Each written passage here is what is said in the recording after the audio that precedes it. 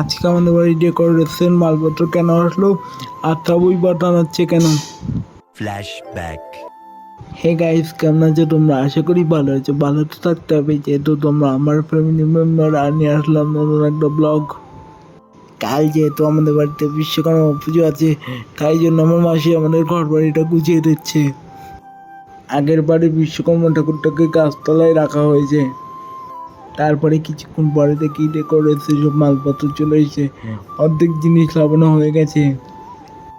কালকে যেহেতু পুজো, সেহেতু আজকেই আমাদের উঠোনে তাঁবুটা নিয়ে দিচ্ছে। কাজের ফাঁকে দুপুরবেলায় দুটো ভাত খেতে বসে গেছি। কালকেই সকাল 7টার মধ্যে পুজো বলে আজকেই সন্ধ্যেবেলায় আমার ভাগ্নি মালা গাঁথতে বসে গেছে।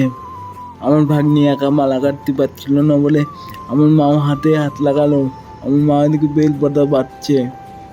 কালকে যেহেতু পুজো, তাই জন্য আমার পাশের বাড়ির বৌদিকে ডেকে আমার মা রান্নাঘরটা পরিষ্কার করে নিচ্ছে।